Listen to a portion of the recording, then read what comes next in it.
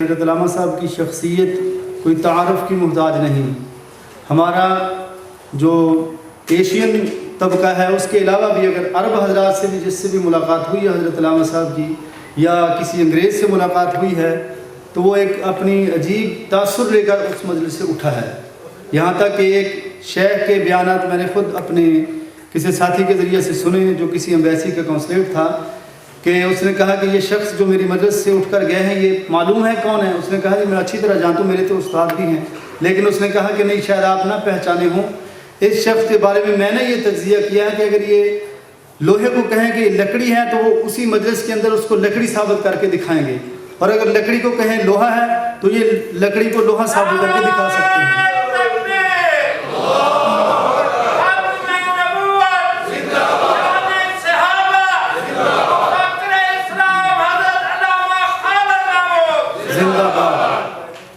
تشریف لاتے ہیں ہمارے استاد, ہمارے مربی, ہمارے محسن اور ہم سب کے ساتھ محبت اور تعلق رکھنے والے حضرت علامہ ڈاکٹر خالد محمود صاحب. الحمدللہ الحمدللہ وسلام علی عبادہ الذین اصطفیٰ خصوصاً علی سید الرسول و خاتم الانبیاء وعلی آلہ الاتقیاء و اصحاب الاصفیاء. اما بعد فاعوذ باللہ من الشیطان الرجیم. بسم اللہ الرحمن الرحیم. قل هذه سبیلی ادعو الی اللہ علی بصیرۃ انا ومن اتبعنی وسبحان اللہ ما انا من المشرکین. قال النبی صلی اللہ علیہ وسلم انزل الناس منازلهم او کما قال النبی صلی اللہ علیہ وسلم. حضرات, علماء کرام, واجب الاحترام, بزرگان قوم, سامعین عزیز, دوستوں اور بھائی, وقت اپنی تنابیں بڑی تیزی سے سمیٹ رہا ہے اور جس طرح عصر کا وقت قریب آ رہا ہے ہم سوچنے پر مجبور ہیں کہ ہماری اس امت پر اور اس قوم پر اور اس ملت پر بھی کہیں عصر کا وقت تو نہیں ہو رہا. بین الاقوامی حالات پر نظر ڈالیں تو بات اسی طرح سمجھ میں آتی ہے کہ ان پر بھی عصر کا وقت آ رہا ہے اور کہ نہیں کہا جا سکتا کہ ٹھہرنا نصیب ہوتا ہے یا آفتاب غروب ہوتا ہے. وقت کسی کا انتظار نہیں کرتا, ہم ہی ایک دوسرے کا انتظار کرتے ہیں.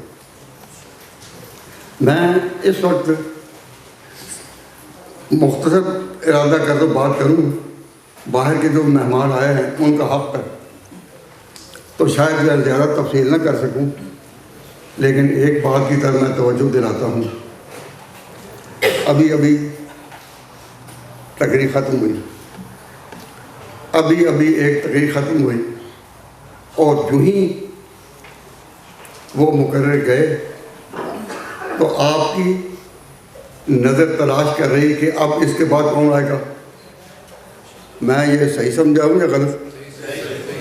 پہلی تقریر سے آپ کتنا ہی معذور کیوں نہ ہوئے ہو, کتنی اس میں روشنی کیوں نہ پائی ہو, لیکن جو ہی مقرر نے اسٹیج چھوڑا آپ کی نظر حضی یہی تلاش کرتی رہی کہ اب کون ہے. اب جب صبح سے لے کر شام تک بلکہ سالہ سال سے آپ یہ کہتے آئے, سنتے آئے کہ حضور نے کہا لا نبی بعدی, کہ میرے بعد کوئی نبی نہیں. یہ حدیث علماء کرام, شیخ الحدیث جو جلد کانفرنس کی صدارت کر رہے ہیں, انہوں نے اس حدیث کو لا نبی بعدی اس کو پڑھتے پڑھاتے 60-70 سال ہو گئے کہ نہیں. مولانا نور الاسلام ڈھاکہ کے ختم نبوت کے عظیم رہنما پوری دنیا میں لا نبی آبادی کا پیغام دیتے رہے اور آپ بھی سنتے رہے، اور اس دفعہ بھی کانفرنس کے اشتہار میں لا نبی آبادی کہ نہیں، تو ایک تقریر ختم ہوتی ہے اور وہ مقرر چھوڑتا ہے اسٹیج، تو آپ کی نظر تلاش کرتے کہ اچھا بعد میں کہوں، تو آپ کو ساری عمر تو گزری لا نبی آبادی میں، آپ کا کیا ذہن اس طرح نہیں پلٹا کہ پھر بعد میں کہوں؟ جب بھی کسی کے بارے میں کہہ دیا جائے کہ یہ تقریر ختم ہے تو آپ کی نظر تلاش کرتی کہ اس کے بعد کہوں۔ تو جب آپ ان علماء سے، مفتی صاحب سے پوچھیں کتنی دفعہ آپ نے سنا ہوگا لا نبی آبادی؟ کبھی مولانا حنیف صاحب آپ نے کتنی دفعہ زندگی میں کہا ہوگا لا نبی آبادی؟ ہزاروں دفعہ کہا کہ نہیں؟ اور آپ نے ہزاروں دفعہ سنا، لیکن آپ نے کبھی اس پر بھی غور کیا کہ ان کے بعد پھر کہوں؟ ایک تقریر کے بعد دوسری تقریر تو آپ پوچھیں گے کس کی؟ ایک شخصیت نے اعلان کیا، خدا کے آخری پیغمبر نے اعلان کیا کہ لا نبی آبادی، میرے بعد کوئی نبی نہیں، تو آپ یہ کیوں نہیں پوچھتے کہ پھر آگے ہوگا کیا؟ جب کبھی نفی ہو جائے تو آگے اس بات ہوتا ہے۔ آپ نے کتنی دفعہ کہا لا الہ، کوئی عبادت کے لائق نہیں، لیکن کہنا پڑا الا اللہ ہے ایک۔ تو جب نفی کی جائے تو آگے کسی کا اقرار بھی تو ہوتا ہے نا۔ ساری عمر گزری کہتے ہوئے لا نبی آبادی لا نبی آبادی، تو ایک بہت بڑے مبلغ جن کو اس وقت تقریباً نصف صدی گزر گئی تھی، ختم نبوت پر کام کرتے، وہ میرے پاس لاہور مکان پر تشریف لائے مجھے ملنے کے لیے۔ تو میں نے ان سے پوچھا کہ آپ کو 50 سال سے زیادہ عرصہ ہو گیا پوری دنیا میں ختم نبوت کا نام لے رہے ہیں اور اس کے جھنڈے لہرا رہے ہیں، بڑا مبارک ہے، اللہ نے آپ سے جو کام دیا، لیکن یہ بتائیے کہ حضور نے اپنی زندگی میں کتنی دفعہ کہا تھا یا کتنی دفعہ کہا ہوگا لا نبی آبادی؟ حضور نے جب کہا تو آگے کوئی بات بھی ہے یا نہیں؟ تو فرمانے لگے میں نے کبھی غور ہی نہیں کیا یہ۔ میں نے کہا ایک حدیث ایسی ہے جو آپ نے پڑھی سنی اور ہزاروں نہیں لاکھوں کو سنائی، تو آپ کے دل میں یہ بات کیوں نہیں گزری کہ پھر آگے کیا؟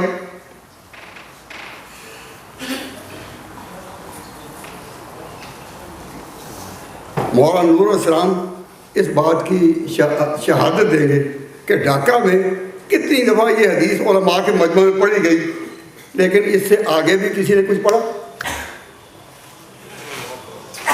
اس وقت یہ کانفرنس اس اعتبار سے یو کے کی ایک ممتاز ختم نبوت کانفرنس ہو رہی ہے جہاں علماء کی ایک بڑی تعداد اور کبار علماء کی، یعنی بڑے علماء کی ایک جماعت یہاں تشریف فرما۔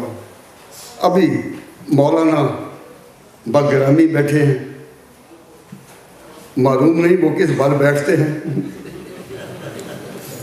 لیکن توجہ میں دلا رہا ہوں کہ جب حضور نے کہا لا نبی آبادی، میرے بعد کوئی نبی نہیں، تو آپ کی نظر ادھر کیوں نہیں پلٹی؟ کیوں تلاش میں نہیں کہ ہے کون؟ تو جب میں نے انہیں کہا جو میرے پاس تشریف لائے تو کہہ رہے کہ ہم نے تو کبھی یہ سوچا نہیں۔ میں نے کہا سوچا نہیں یہ چھوڑو، کبھی پڑھا بھی یا نہیں؟ کہنے لگے نہیں۔ میں نے کہا ویسے کہتا ہوں آپ نے پڑھا لیکن غور نہیں کیا۔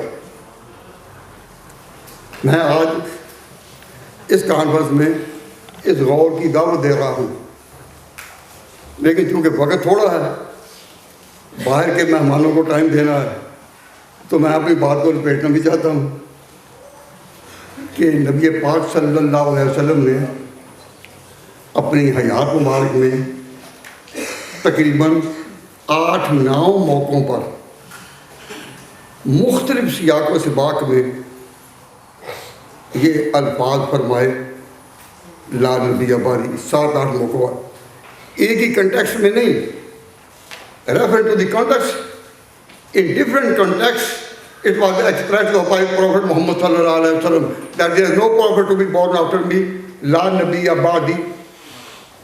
تو آپ نے اتنی دفعہ کہا اور ہر ایک میں مثلا حضور ایک دفعہ جنگ تبوک کو جا رہے تھے اور پیچھے آپ نے اپنے گھر بار کی دیکھ بھال کے لیے حضرت علی کو جانشین مقرر کیا، تو حضرت علی نے کہا حضور میں پیچھے رہوں؟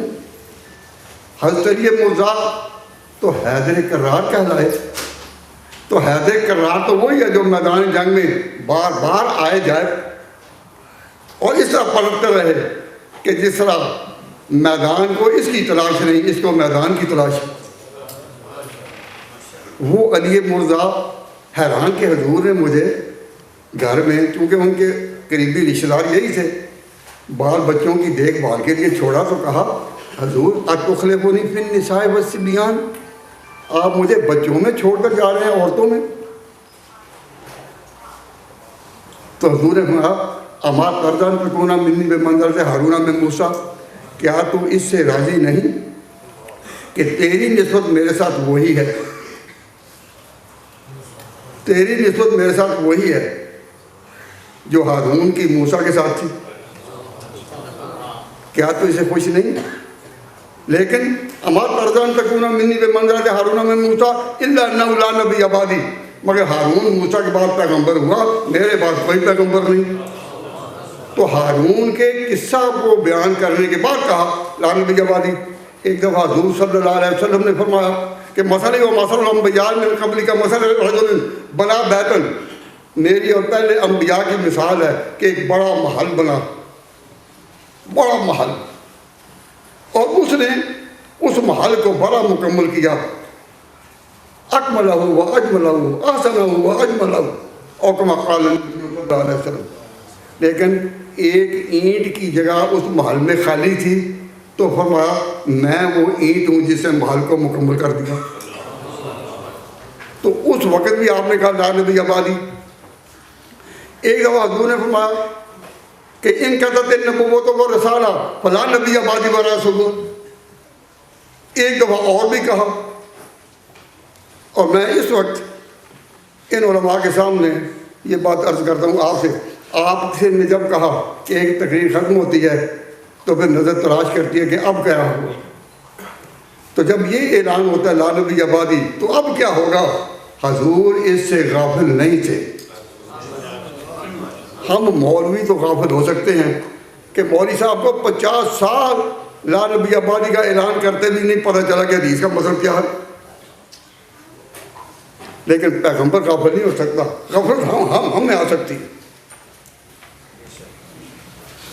ان کا شعور بیدار ہے۔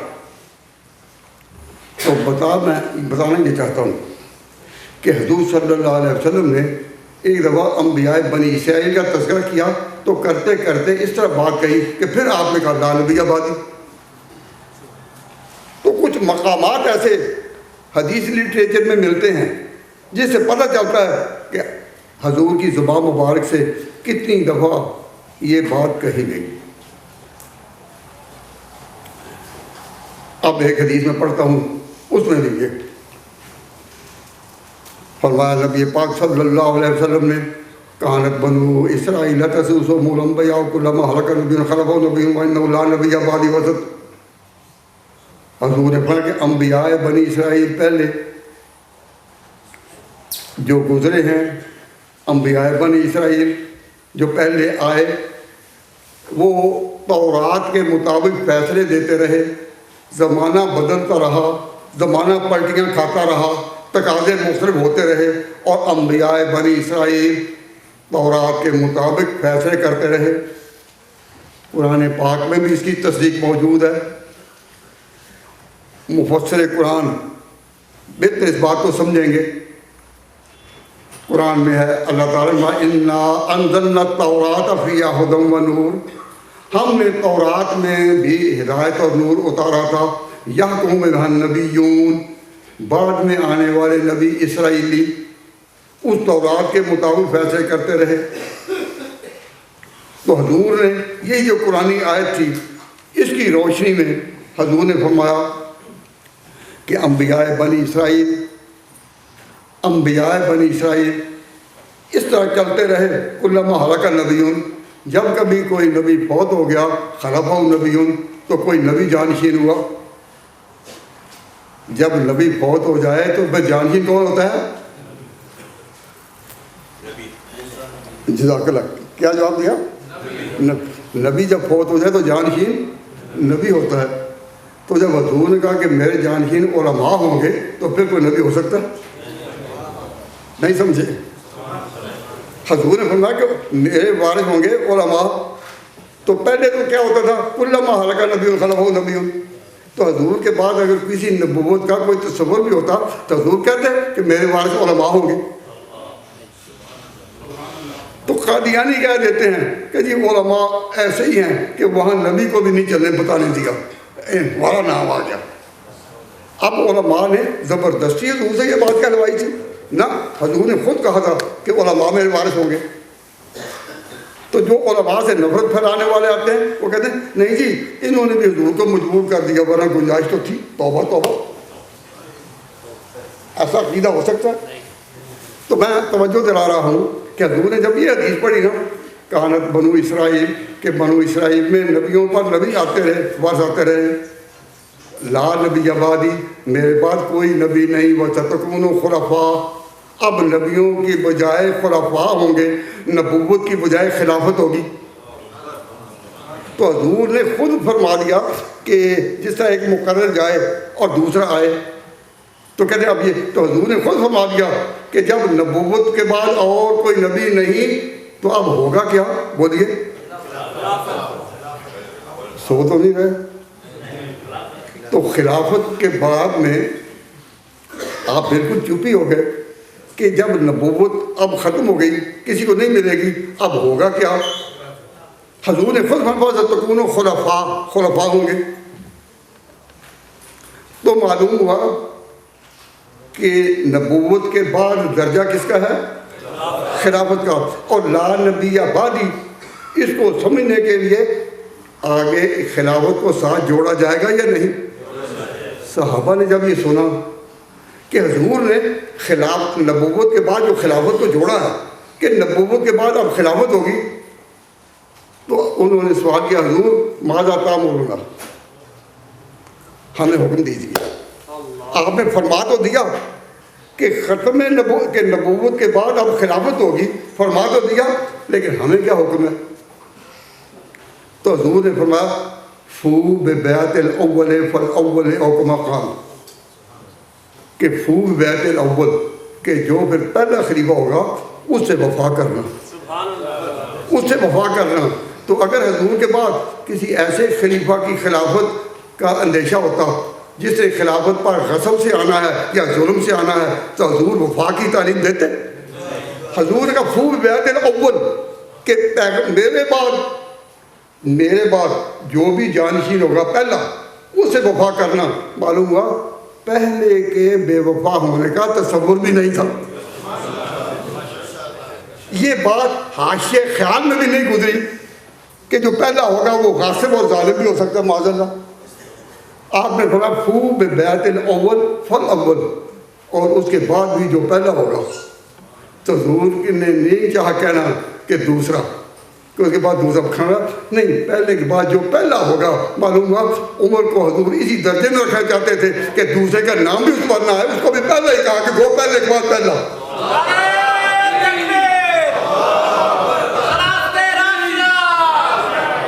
تو جس نبی کی ہاں عمر کا یہ مقام ہو۔ اب میں بات جو مختصر کرنا چاہتا ہوں، آپ سے عرض کرتا ہوں، حضور نے فرمایا لا نبی بعدی، میرے بعد نبی کوئی نہیں، تو ہوں گے کون؟ ابو بکر عمر۔ بھئی یہ جو حدیث کیا بتا رہی ہے، وہ کون ہوں گے؟ ابو بکر عمر ہوں گے۔ تو جب حضور نے کہہ دیا خود کہ ختم نبوت کے بعد جب میرے بعد نبی نہیں تو آگے ابو بکر ہوں گے، اب آپ ایمانداری سے فیصلہ کریں کہ ختم نبوت کے نعرے میں، ختم نبوت کی تحریک میں، ختم نبوت کی کانفرنس میں، ختم نبوت کی دعوت میں کیا نبوت سے ابو بکر و عمر کو علیحدہ کیا جا سکتا ہے؟ کیوں؟ اس لیے کہ جس کو پیغمبر نے جوڑا کون توڑے؟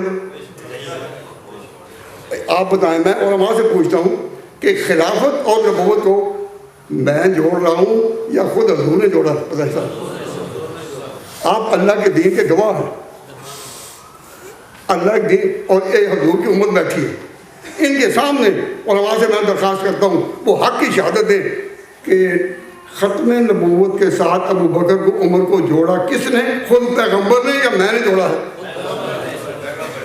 میں نے ابھی مولانا عبدالعلیم صاحب فاروقی تشریف فرما تھے تو وہ انڈیا جا رہے ہیں، تو میں نے ان کو کہا تھا، میں نے ان کو یہ بات اپنے بیٹھے بیٹھے بتائی، تو میں نے کہا کہ میں یہ بات غلط سمجھا ہوں کہ پیغمبر نے ختم نبوت کے ساتھ جوڑا ابو بکر عمر کو؟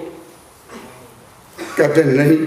تو میں نے کہا پھر آپ کا فرض ہے، اگر آپ میرے ساتھ متفق ہیں تو ہندوستان جا کر آپ کم از کم 1 سال تک لوگوں کو یہ بتاتے رہے کہ پیغمبر نے ختم نبوت کے ساتھ ابو بکر عمر کو جوڑا ہے۔ انہوں نے میرے ساتھ وعدہ کیا ہے، اور میرا خیال ہے کہ برگرامی صاحب بھی جب انڈیا جائیں گے تو یہ بھی اپنے حلقہ فکر میں اور حلقہ بیان میں اس بات کو پھیلائیں گے۔ اگر صحیح نہیں، اگر صحیح سمجھتے ہیں، اگر صحیح نہیں تو ابھی بات کہیں، میں اس کا جواب دوں گا۔ میں ہمیشہ نقد کا قائل ہوں، ادھار کر نہیں۔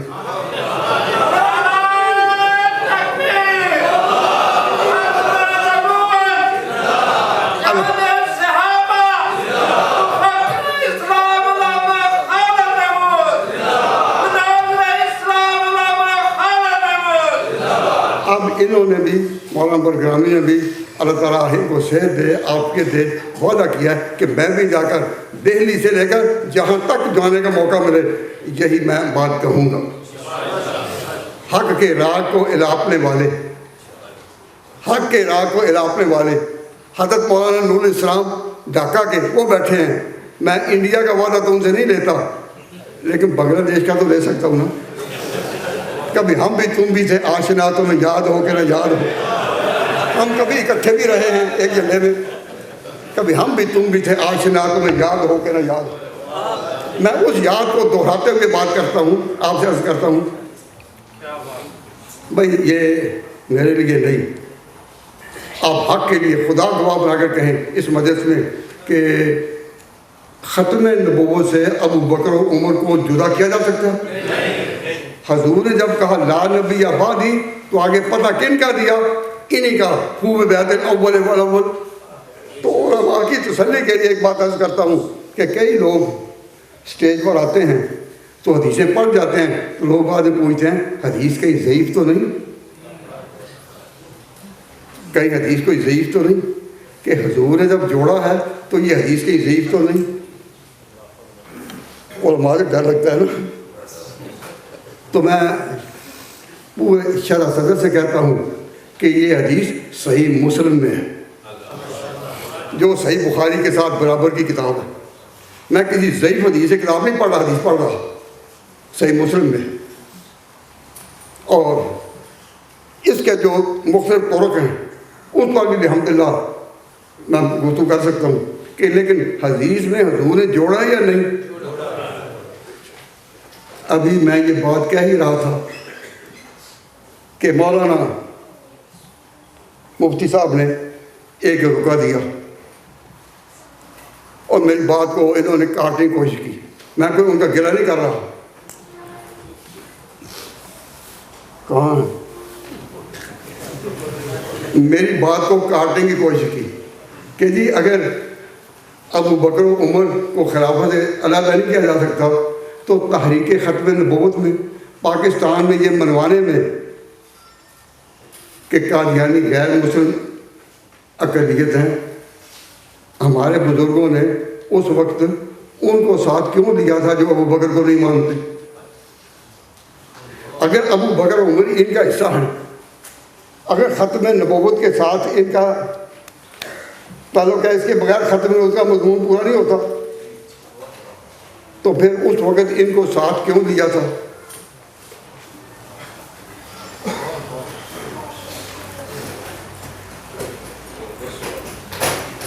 بات میں ادبی طور پر کہہ جاؤں گا، شاید سارے نہ سمجھ سکے۔ کہ بھائی بات کہیں کہ ہم نے لیا تھا یا وہ خود ساتھ چلے تھے. وہ خود ساتھ. ختم روح ایمان سب کا ہے. تو اگر اس وقت وہ لوگ جو اگر وہ کو نہیں مانتے ہمارے ساتھ چلے تو یہ بتانے کے لیے کہ ہم بھی ختم روح مانتے ہیں, اپنے عقیدے کے مطابق سے چلو. عقیدہ ان کا, ترتیب بھی ان کی, لیکن اگر وہ ساتھ چلے تو حق یہ ہے ہم نے ساتھ نہیں لیا وہ بھی ساتھ چلے, کیونکہ ان کے بھی دل کی آواز یہ تھی. وہ صحیح مسلم کی حدیث کو وہ نہیں مانتے کیونکہ یہ حدیثیں ہماری کتابیں ہیں, ان کی اپنی جدا کتابیں ہیں. اگر وہ مانتے ہوتے صحیح مسلم کو تو وہ تو ابو بکر و عمر پر کسی قسم کی کوئی تنقید نہ کرتے. لیکن ان کی کتابیں اور ہیں, میں اس وقت ان کی تردید نہیں کر رہا, میں صرف یہ آپ کو بتانا چاہتا ہوں کہ ختم نبوت میں جو بھی ہمارے ساتھ چلا ہے اس نے ہم پر کوئی احسان نہیں کیا, نہ ہم نے احسان مانگا ہے. عقیدہ سب کا تھا, اپنے عقیدے کے اظہار کے لیے سب کا دیا کے مقابلے میں نکلے. آپ کا کیا خیال ہے کہ ہمارے دباؤ میں یہ نکلے تھے؟ نہ. جتنے بھی اور ہمارے سوا جتنے بھی اور طبقے ہیں یا حلقے ہیں ان سب نے بتانے کے لیے کہ ہم سب آقا کے غلام ہیں اور ختم نبوت پر ہم یہاں رکھتے ہیں, تو نکلے اپنے. جب وہ اپنے لیے نکلے تو ہم سے کیوں سوال کرتے ہیں کہ آپ نے کیوں ساتھ لیا تھا؟ ہم کب گئے تھے ساتھ ان کا ڈھونڈ؟ ہم کب گئے تھے؟ وہ سب نکلے ہیں. اور اللہ تبارک و تعالیٰ ختم نبوت کے اسی میدان کا صدقہ ان کو بھی ماننے کی توفیق دے کہ ختم نبوت کا معنی پورا نہیں ہو سکتا جب تک ابو بکر عمر کو نہ مانیں. تو یہ جو سوال آپ نے کیا نا کہ بھئی ختم نبوت میں ان کو ساتھ کیوں لیا تھا, جواب مل گیا نا کہ ساتھ ہم نے نہیں لیا, وہ نکلے اور جو ہمارے ساتھ نکلے تو کیا ہمارا خاکی فرض نہیں بنتا کہ آؤ چلو؟ تو ہم نے اس کو غریب کیوں سمجھا؟ کیوں؟ اس لیے کہ اسمبلی ایک جگہ ایسی ہے جس کو کہ قومی آواز کہتے ہیں. اسمبلی ایسی جگہ کا نام ہے جس کو قومی آواز کہتے ہیں. تو ہماری قوم میں, اس ملک میں وہ باشندے تو ہیں, ان کے نمائندے بھی ہو سکتے ہیں, ان کے ممبر بھی الیکٹ ہو کر وہاں آ سکتے ہیں. تو جب کوئی قومی سطح پر بات اٹھائی جائے تو پھر اسمبلی میں اس چیز کو پاس کرنا ضروری تھا. اس لیے اسمبلی میں جو بھی آئے, اگر کوئی اس وقت عیسائی بھی ممبر بیٹھا ہوا ہو تو اس کو بھی ہے کہ ادھر یا ادھر ووٹ دیں. تو ان کو ساتھ جو لیا تھا وہ اسمبلی کے مارکے کے لیے لیا تھا, وہ ایک قومی مارکے کے لیے لیا تھا. تو اس کا معنی یہ نہیں کہ ہمارا عقیدہ جو ہے ختم نبوت کا ہم اس کے بارے میں کھل کر بات بھی نہ کر سکیں. بھائی جب تحریک چلنی ہو یا تحریک چلانی ہو یا اسمبلی کو مخاطب کرنا ہو تو اس وقت تو مسلط ہے کہ ہم ساتھ ان کے ہو جائیں یا وہ ہمارے ساتھ ہو جائیں. لیکن جب ہم اپنے بھائیوں میں بیٹھے ہوں تو ہم اپنے بھائیوں کو اپنے عقیدے کی تعلیم دیں یا اسی اشتراک کے بھنور میں ڈوب جائیں. دوسروں سے مل کر آنا ایک تحریک ہوتی ہے, اس کے پیچھے سیاسی حکمت ہوتی ہے, پولیٹیکل وزڈم ہوتی ہے, تو اس میں جانے میں کوئی حرج نہیں, ہم وہ کریں. لیکن جب ضرورت ہو اس وقت تو حکمت کا کوئی پالیسی اختیار کی جائے, اس کا انکار نہیں. لیکن جب اپنے عقیدے کو بیان کرنا ہے تو ختم نبوت پر میں جب اپنا عقیدہ بیان کروں یا آپ کو اپنا عقیدہ بتاؤں صحیح مسلم کی حدیث کے پیش نظر, تو ختم نبوت کو خلافت سے جدا کیا دو, ختم نبوت کو خلافت سے جدا, اور کھول کر کہوں کہ ختم نبوت کو ابو بکر عمر سے جدا نہیں کیا جا سکتا. اور حضور نے خود جب کہا کہ میری سنت پر چلو تو آپ نے کہا علیکم بسنتی و سنت الخلفاء الراشدین. یہ وہ حدیث ہے, یہ اور ہے, اور اسی کی تائید میں ہے علیکم بسنتی و سنت الخلفاء الراشدین. تو پیغمبر نے یہاں اپنی سنت کے ساتھ کن کو جوڑا؟ خلفاء راشدین کو. تو ہم جب اپنے ہاں بات کر رہے ہیں تو ہم محسوس بھی کرتے ہیں اور منہ سے بھی کہتے ہیں اعلان بھی کرتے ہیں، ایکسپریس بھی کرتے ہیں کہ ہم اہل سنت والجماعت ہیں اور صحابہ کرام کے نقش قدم پر چلنے والے ہیں۔ اب جو لوگ اس میں ہمارے ساتھ چلیں ہم ان کو بھی اپنی باتیں بتائیں۔ کیا اب اس وقت مسلمانوں میں یہ بات پھیلانی کہ اس وقت ہم ان کو ساتھ لے کر چلے تھے تو ہمارے بزرگ کیوں چلے تھے؟ اس کا جواب یہ کہ اس وقت کے حالات، ہاں یہ جو تھا نا کہ اس وقت کے حالات تھے۔ تو مسئلہ کتابوں فقہ میں لکھا ہے کہ فتویٰ حالات کے مختلف ہونے پر بدل جاتا ہے۔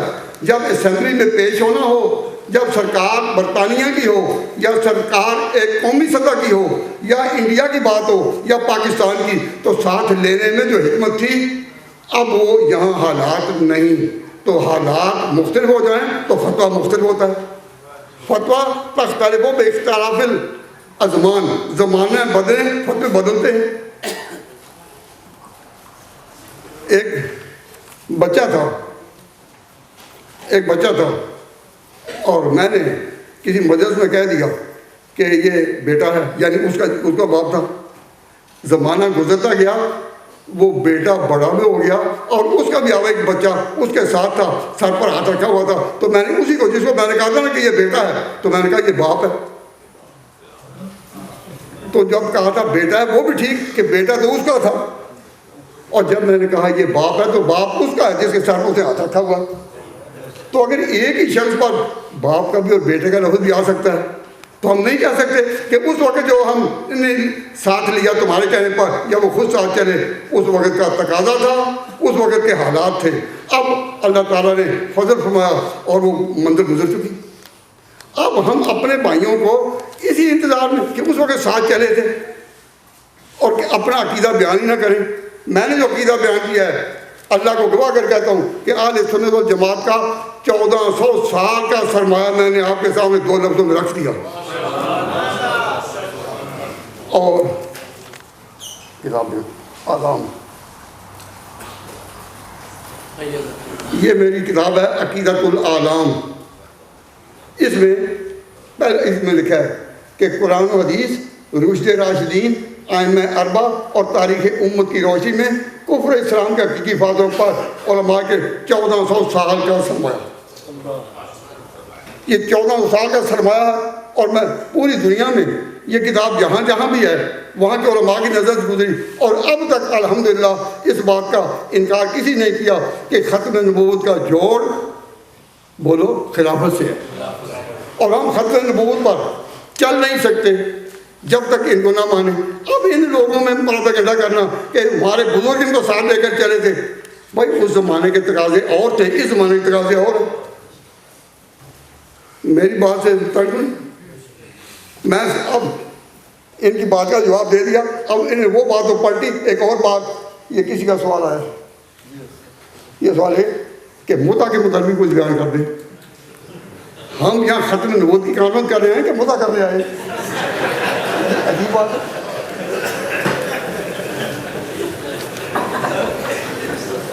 مولانا چلے گئے، مولانا عبدالعلیم صاحب، وہ لکھنؤ کے ہیں، تو لکھنوی زبان ان کی سن کر بڑا لطف آ رہا۔ بڑی دیر کے بعد لکھنوی زبان سنی، اور لکھنوی زبان بھی اور لکھنوی ادا بھی سنی۔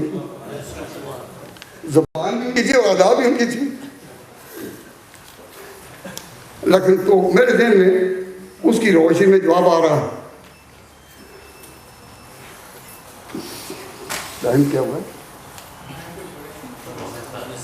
6:45۔ اچھا، وقت زیادہ ہو رہے میں ڈر بھی رہا ہوں۔ تو اب یہ بات کرتے ہیں، تو آپ الحمدللہ سارے اردو سمجھ رہے ہیں، وہ تقریریں بھی انگریزی میں مولانا ممتاز الحق صاحب کی بھی اور طارق محمود صاحب کی بھی ہو گئی، اور ابھی تقریر اس پر کچھ ہوگی اردو میں، لیکن ڈھاکہ کے مولانا کی بھی ہوگی۔ لیکن میں آپ سے یہ عرض کرتا ہوں، ان کی لکھنوی ادا میں لکھنوی زبان سے میں تعبیر کرتے ہوئے آپ سے پوچھتا ہوں، آپ اردو جانتے ہیں؟ بولو بھائی، جانتے ہیں؟ یعنی وائف کو اردو میں یا زوجہ کو اردو میں کیا کہتے ہیں؟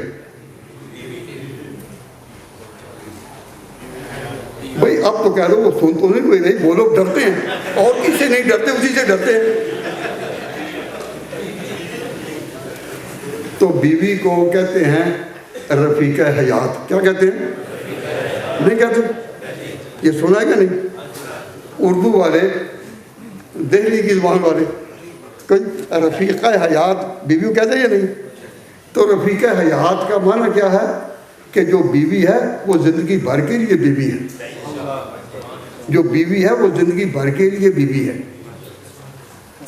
نہیں سمجھے؟ یہ نکاح ایسا رشتہ ہے کہ اب اس کو یا موت کاٹ سکتی ہے یا طلاق۔ خامن بیوی کا جو رشتہ ہے اس کو کون سی چیز کاٹ سکتی ہے؟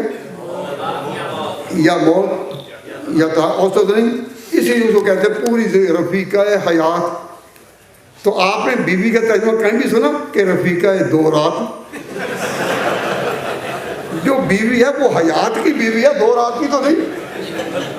اب اگر کہیں اردو والوں میں، لکھنؤ والوں میں یا حیدرآباد دکن کی بھی ایک اردو اپنی ہے، میں کہتا ہوں اردو زبان کی جتنے بھی محل بتائے جاتے ہیں اور ان کے سیاق ٹکرائے جاتے ہیں، ان سے پوچھو کہ کسی نے اب تک بیوی کا ترجمہ یہ کہا کہ بھی کیا ہو کہ رفیقہ دو رات؟ کیا ترجمہ ہے رفیقہ کا، انس کا، بیوی کا، زوجہ کا؟ رفیقہ حیات۔ معلوم ہوا اسلام میں بیوی کا تصور یہی ہے کہ وہ باحیات ہے، حیات کے لیے ہے، چند دنوں کے لیے نہیں۔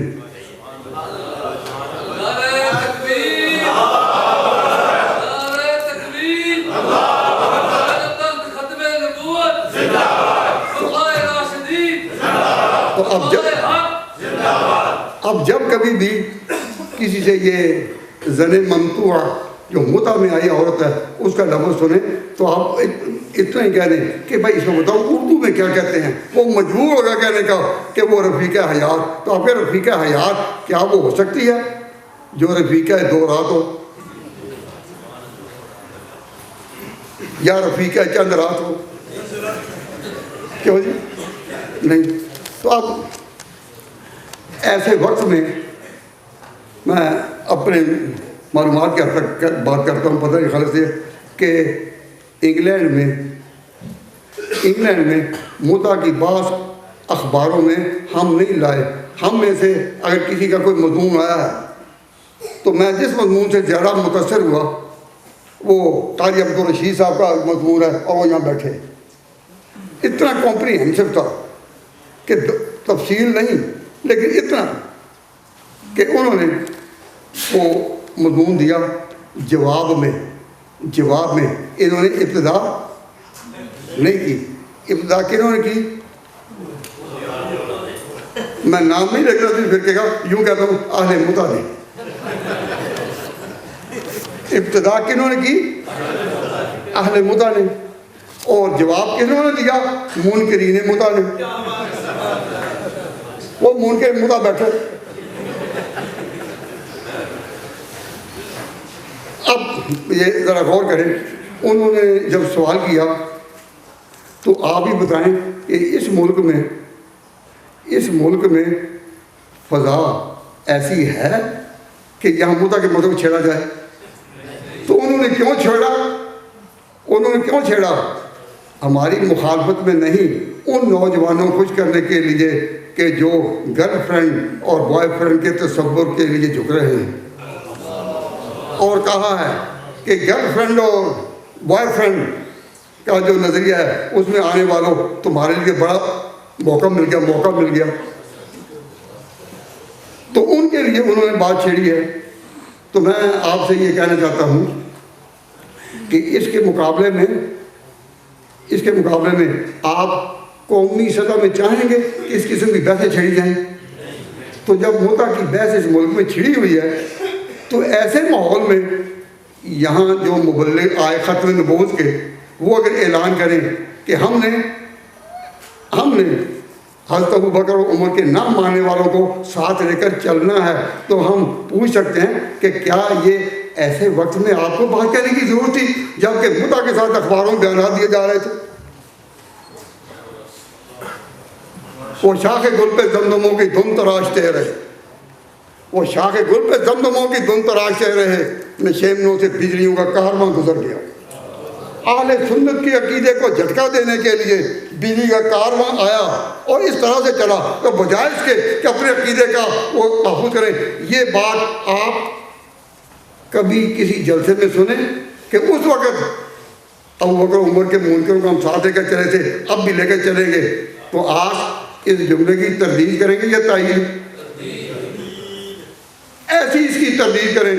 آئندہ سے ان لوگوں کو جو تک نہ ہو کہ کسی مدرسے میں یہ کہیں کہ اس وقت ساتھ لے کر چلے تھے۔ حالات وہ تھے موجودہ حالات میں، جبکہ بنی متا بیان پر بیان دے رہے ہیں اور مضمون پر مضمون آ رہا ہے، ہم اس طرح کیوں چلیں؟ برادران اسلام، میں پھر مجھے افسوس ہے کہ مجھے وقت اس دیا تھا جب مجھے وقت ختم ہوتا معلوم ہو رہا ہے۔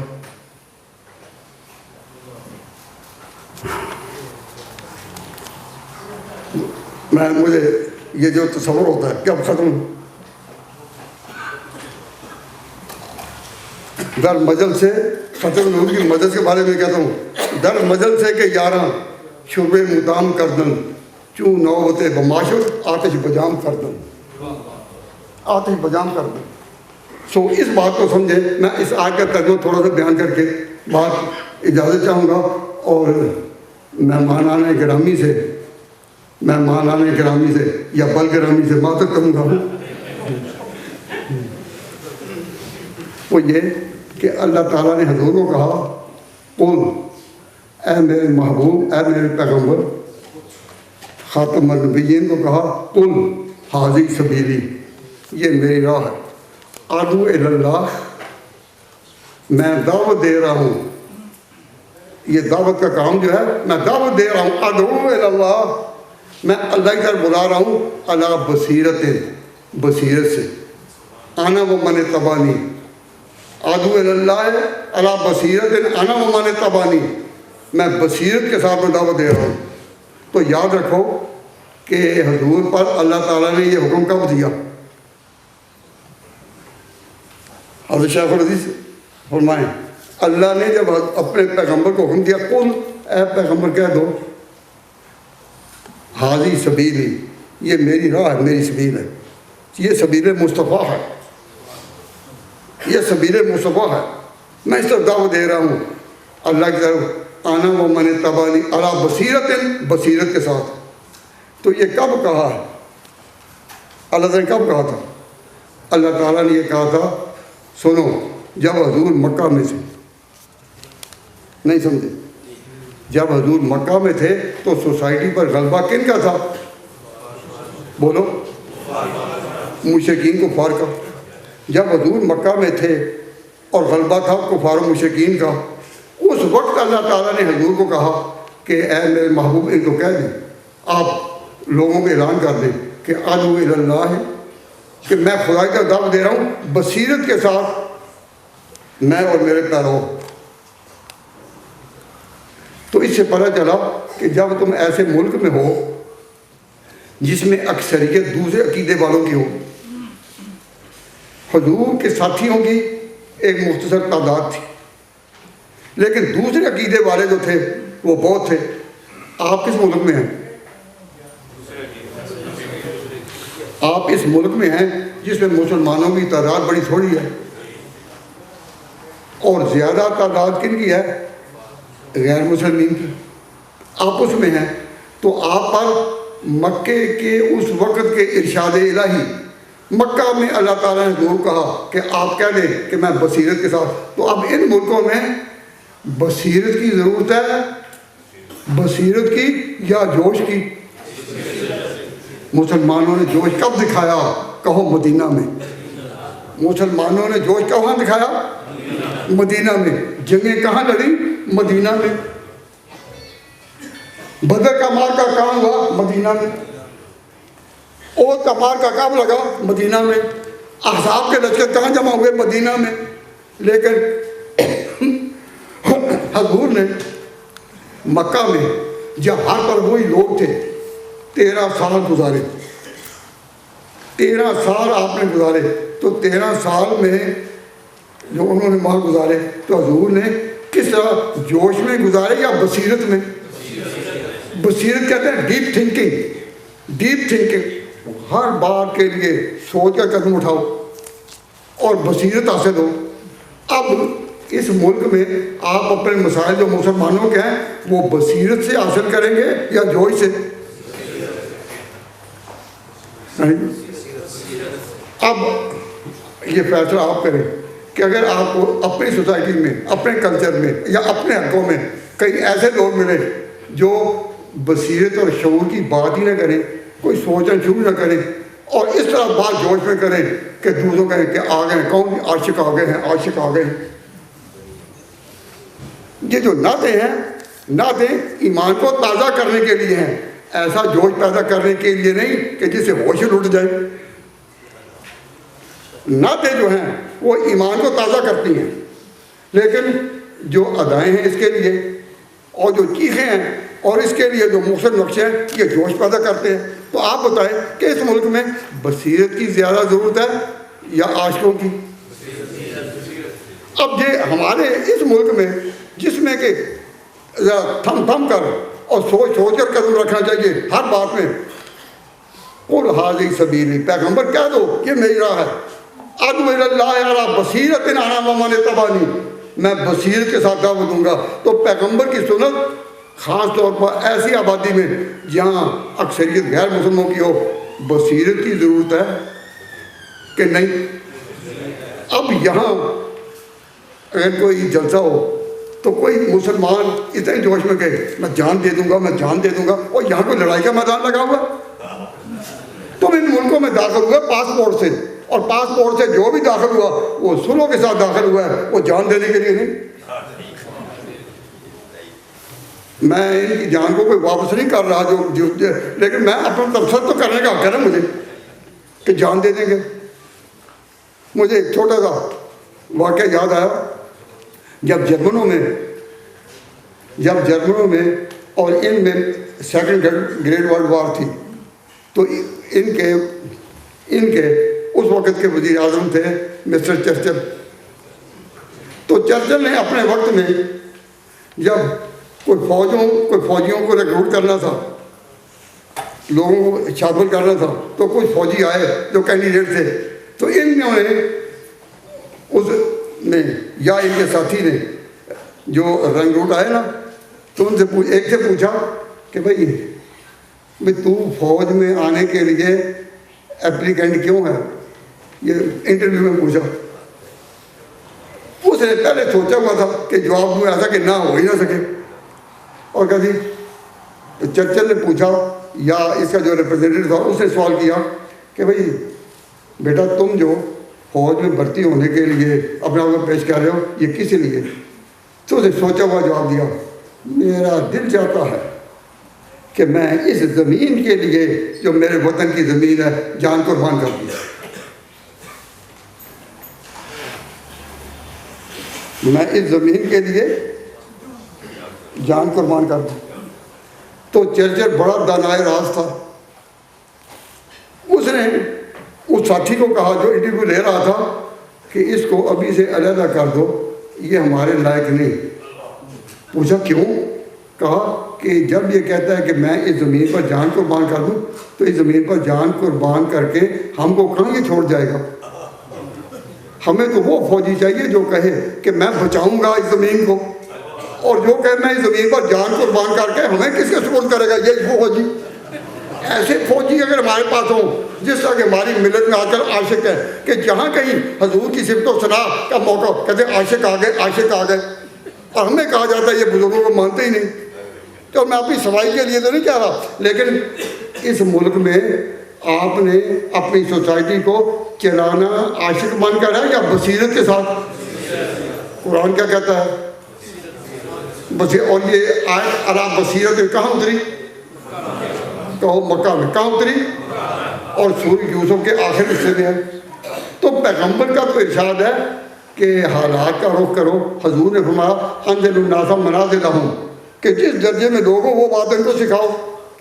تو میری آخری بات اس وقت میں یہ ہے کہ ختم نبوت کے بارے میں ہمارا عقیدہ یہ ہے اور آپ کا بھی یہی ہوگا کہ ہم اس کے محافظ نہیں ہیں، ختم نبوت کے ہم محافظ ہیں۔ اللہ ختم نبوت کی حفاظت خود کر چکا۔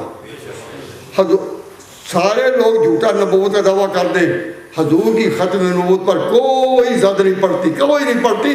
اللہ تعالیٰ نے آپ کو مقام دیا، جو اللہ نے مقام دیا کوئی لے سکتا ہے؟ تو ختم نبوت کے بارے میں اپنے آپ کو کہنا کہ ہم اس کی حفاظت کریں گے، نہ، اس کی اللہ نے حفاظت کی ہوئی ہے۔ اور یہ بات علماء سے بھی میں یہ کہتا ہوں کہ یہ نہ کسی حلقے میں کہیں کہ ہم ختم نبوت کی حفاظت کر رہے ہیں۔ یہ کون ہے جی؟ یہ ختم نبوت کی حفاظت کرنے کے لیے میدان میں آنے والا اداکار ہے، واہ واہ واہ واہ واہ، یہ کوئی ٹھیک ہے؟ اس کی مثال اس طرح ہے کہ اگر سارے ہی لوگ ہندو ہو جائیں، بت پرست، تو خیر کیا خدا کی توحید جو ہے اس کا کوئی بگاڑ سکے گا؟ وہ تو ہے ہی وحدہ لا شریک۔ سب کے بت پرست ہونے سے، سب کے بت پرست ہونے سے اگر خدا کی توحید نہیں بگڑتی تو جھوٹے مدعیان نبوت 10 کیا 1000 بھی ہو، حضور کی ختم نبوت نہیں بگڑتی۔ تو جب حضور کی ختم نبوت اپنی جگہ ہے قائم اور اس کو کوئی بگاڑ نہیں سکتا، تو پھر ہمیں کوئی سوال پوچھے کہ پھر آپ یہ کانفرنسیں کیوں کرتے ہیں؟ اگر ختم نبوت کا کچھ بگڑتا نہیں تو یہ کانفرنسیں کیوں کرتے ہیں؟ تو ہم جواب میں عرض کریں گے، ہم حضور پر کوئی احسان نہیں کر رہے، اور جو سرمایہ ہے علم دین کا، فقہ اور حدیث کی کتابوں میں، ہم اس پر کوئی احسان نہیں کر رہے۔ ہم تو عقیدہ رکھتے ہیں کہ ختم نبوت کا محافظ اللہ ہے، اور صحیح روایات کے ساتھ یہ ذخیرہ کتابوں میں آ چکا۔ ہم تو اس لیے کانفرنسیں کرتے ہیں کہ اپنے مسلمان بھائیوں کو قادیانیوں کے فتنے سے بچائیں۔ قادیانیوں کا فتنہ ہمارے عقیدوں کو تو زخمی کر سکتا ہے، لیکن حقیقت میں ختم نبوت کو تو زخمی۔ اس لیے ہمارا اس وقت میں آپ نے نعرہ اور اعلان یہ سنا ہوگا کہ ہم تحفظ عقیدہ ختم نبوت کے لیے اٹھے ہیں، تحفظ ختم نبوت کے لیے نہیں، تحفظ عقیدہ، کہ عقیدہ جو ہے ختم نبوت کا ہمارا یہ محفوظ رہے، مسلمانوں کو یہ طریقہ مبارک رہے، کوئی بھی ختم نبوت کے عقیدہ سے نکل نہ سکے۔ ہم آپ کے عقیدوں کے گرد پہرا دے رہے ہیں، تو آپ کیا ہم عقیدے کی حفاظت کر رہے ہیں یا حضور کی ختم نبوت کی؟ تو ہمیں چاہیے کہ ہم جب بھی کہیں تو کہیں تحفظ عقیدہ ختم نبوت۔ تو جب ہم کہہ دیتے ہیں ہم تحفظ ختم نبوت کر رہے ہیں، تو پھر یوں کہو کہ یہاں لفظ مقدر ماننا پڑے گا عقیدہ۔ تو اب آپ عقیدہ ختم نبوت کے محافظ ہیں نا، کہ ختم نبوت کے محافظ ہیں؟ ختم نبوت کا محافظ اللہ ہے، اور سارے بھی مرزا غلام بن جائیں، حضور کی ختم نبوت پر کوئی آنچ نہیں، وہ جو ختم نبوت۔ اس زمانے میں آپ میں چاہیے کہ بصیرت کے ساتھ دین کے مسائل کو سیکھیں، اور بصیرت کے مسائل آپ سیکھ سکتے ہیں جب علماء کے درسوں میں آئیں، تقریروں میں نہیں، ایک تقریریں ایک درس۔ تو آپ بتائیں کہ اس ملک میں جن لوگوں کی دینی ادائیں یہ ہوں کہ جہاں جائیں لوگ کہیں عاشق آ گئے ہیں، عاشق آ گئے ہیں، تو میں نے جب یہ سزائیں سنی نا عاشق کی مولانا برگرامی صاحب، تو میں نے میرا ذہن جو ہے اس میں وہ نظر تلاش کرتی رہی کہ قرآن میں کہیں عشق کا لفظ بھی ہے، یا ذخیرہ حدیث میں 14,000 احادیث کے دفاتر میں کہیں حضور کی زبان سے یہ لفظ نکلا ہو، تو ایک بھی صحیح روایت کے ساتھ نہیں ملا، ایک بھی نہیں ملا۔ اور یہ جو نا من اشاکا و افا و ماتا شہید، یہ موضوعات میں سے ہے۔ میں بصیرت کے ساتھ کہتا ہوں یہ حدیث نہیں ہے۔ تو حضور نے اور قرآن نے اور سنت نے جب بھی ذکر کیا محبت کو ذکر کیا، اور محبت کے ساتھ جو ذکر کرے اس میں بصیرت ہے، اور جب عشق میں آ جائیں تو پھر جوش ہی جوش ہے۔ تو ہمارے اجتماع میں کانفرنس ہو رہی ہے تو کوئی بات پوچھتا ہے یہ کانفرنس کن کی ہے، تو آپ کہیں کہ جو بصیرت کی روشنی میں غور کرتے ہیں اور بصیرت ساتھ دعوت دیتے ہیں۔ آپ نے یہ تقریریں سنی ہیں، کوئی تقریر بھی ایسی سنی جو بصیرت سے خالی ہو؟ تو کہیں کہ پھر ان کا اجتماع ہے تو عاشقوں کا اجتماع کہاں ہے؟ اس کو کہو کہ تم جانو، ہم ان کی طرف ہم ان کا نام نہیں لیتے۔ کیوں؟ ہم نے کبھی کسی پر جرح نہیں کرنی، کوئی نام کیوں لیں؟ ہم ان کا ذکر بھی چھوڑیں۔ تو ان باتوں کی روشنی میں آپ سب حضرات سے درخواست کرتا ہوں کہ آپ نے پہلے بھی تقریر سنی، اب بھی آپ مولانا برگرامی کی اور مولانا چاٹگامی یا مولانا نور اسلام کی ڈاکٹر ان کی تقریر اور بھی حضرات ہیں نعتیں بھی سنیں گے. اور آپ یہ کون سی کانفرنس ہے؟ یہ 16ویں. تو 16 کانفرنسوں میں کبھی ہم نے ایسی کوئی بات نہیں کی کہ ہم پیس اینڈ آرڈر کے خلاف ہوں. اس ملک میں ہم ہمیشہ یہ کہتے رہے ہیں کہ بھائی تم آئے ہو پاسپورٹ کے ذریعے، اور جو پاسپورٹ کے ذریعے آخر داخلہ ہے وہ دارالصلح میں آیا ہے، دارالحرب میں نہیں. یہ ایک اصطلاح نئی نکالنی پڑے گی نئے حالات کے اعتبار سے.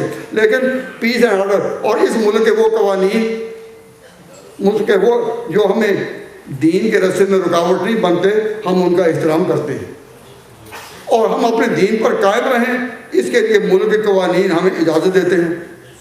ہم حلال گوشت کی دکانوں سے گوشت لیتے ہیں، ہمیں کوئی منع نہیں کرتا. ہم حرام گوشت کی دکانوں پر نہیں جاتے اور نہ اپنے سامعین کو ادھر رہنمائی کرتے ہیں، ہمیں کوئی منع نہیں کرتا. تو جب ہم اس ملک میں دین کے تقاضوں پر عمل کر سکتے ہیں تو ہم خواہ جوش بنان کے عاشق آ گئے ہیں. اللہ ایسے عاشقوں سے بچائیں. وما علینا الا البلاغ. ہاں بھائی، بڑی ضروری بات تھی یہ. میں نے یہ قادیانیوں نے ایک یہ پمفلٹ ہر سال شائع کرتے ہیں. تو اس سال کا نام ہے چیریٹی واک فار پیس 2013. یہ اب جو سن ہے اس میں تو یہاں 12 چیریٹیز ہیں، عیسائیوں کی، غیر مسلموں کی اور برطانیہ لوگوں کی. ان سب سے قادیانیوں نے تعلق کر کے اپنا چیریٹی نظام ایک ایسا قائم کیا ہے کہ ان کے پاس ہر ایک کے پاس یہ ان کا یہ مرزا غلام احمد کی تصویر ہے، یہ اس کے جانشین کی تصویر ہے. پہلا جانشین مرزا محمود، پھر دوسرا مرزا ناصر، ان کی تصویر. اور اپنی صفائی میں انہوں نے 12 چیریٹی اس ملک کی جو ہیں ان سے ہر سال چیریٹی لے کر اپنے حلقے میں وہ غریبوں کو تقسیم کرتے ہیں.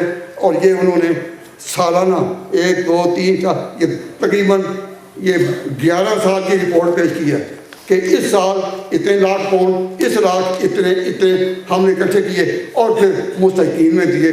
تو وہ لوگ تو بڑے ہی اس چھپے طریقے سے آ رہے ہیں اور سوسائٹی میں اس ملک میں اس طرح گھس رہے ہیں کہ ہم اپنا عقیدہ بچانے کے لیے ان کے سے بچوں اور ان کی تحریک سے بچیں. ہم ابھی تک اسی مسائل میں ڈوبے ہوئے ہیں کہ ان کو جب اقلیت قرار دیا گیا تھا تو اسمبلی میں کیا باتیں ہوئی تھیں، بھٹو نے کیا کہا تھا اور مسز بھٹو نے کیا کہا. ہم انہی باتوں کو 40 سال تو ہو گئے اس بات کو. تو ہماری اجلاس میں یہی باتیں ہوں کہ 40 سال پہلے یہ ہوا اور وہ لوگ آپ کے پورے ملک میں ہر جگہ گھسے، جس کا دل چاہیے دیکھ لیں. اور یہ چیریٹی کا اس کا میں وقت میرے پاس ہوتا تو میں چیریٹی کے نام لے کر بتاتا اور ان کے ہر سال کی جتنی محنت ہے اس پر تبصرہ کرتا. لیکن میں اسی پر اکتفا کرتا ہوں اور کہتا ہوں ایک دن کافی نہیں. اس کے لیے ہم نے اکیڈمی سے یہ ایک پروگرام پورے سال کا کہ ختم ہوگا پورا سال سے روزہ اجتماع. ہم کہتے ہیں سال میں ایک دن کافی نہیں. ہم نے پورے سال کا نظام اپنی طرف بنایا ہے اور اس کے لیے علماء سے دعوت دی ہے. یہاں بھی موجود ہیں، یہ مولانا امین صاحب پنڈور موجود ہیں. ان کو قادیانیت پڑھانے کے لیے ہم دعوت دے رہے ہیں اور بھی علماء کو کہ یہ پورا سال یہ رہنا چاہیے. اور میں دل سے شکریہ ادا کرتا ہوں مولانا عبدالرشید ربانی کا. انہوں نے ہمیں کہا تھا کہ پورے سال کا کوئی نصاب بناؤ، اس کے بغیر تم قادیانیت کی اس تاریخ پر فتح نہیں پا سکتے. تو میں اس کو ختم کرتا ہوں. جسے دعا کے بعد دیکھ رہا ہوں یہ کہا، اور یہاں بڑی تعداد میں ہے، بڑی تعداد میں. اور یہ اصل میں غریبوں کی امداد نہیں، قادیانیت کی تحریک ہے، پوری تحریک ہے. چلے اتنے اور جتنے بھی وقت کے لاڈ دے رہے ہیں ان کے پاس یہ پہنچتے ہیں، کونسلوں میں بھی یہ پہنچتے ہیں، ہر ایک جگہ. جہاں بھی ان کو کچھ تھوڑا سا موقع ملتا ہے یہ وہاں جاتے ہیں، اور ہم لوگ اب اسی میں پڑے رہے ہیں. اب اسی طرح کہ جی وہ قرارداد پاس کیا ہوئی تھی، بھٹو نے اسمبلی میں کیا کہا تھا اور ہم نے کیا کہا تھا، ہمارے قائدین کیا کہتے تھے اور مولانا شاہ احمد نورانی کیا، ہم انہی باتوں میں. تو اس شعر پر وہ شاہ وہ ہر وہ زمینوں میں بتوں کے بل تراشتے رہے، اور نشیمنوں سے بجلیوں کا کارواں گزر گیا، بجلیوں کا کارواں گزر رہا ہے، اور کاشیانوں کو آگ لگ رہی ہے. اور ابھی تک آپ یہاں کے مسائل سمجھے نہیں کہ یورپ میں اور انگلینڈ میں مسائل یہاں کے اپنے ہیں، تم وہی پاکستان کے مسئلے میں گھوم رہے ہو. وما علینا الا البلاغ.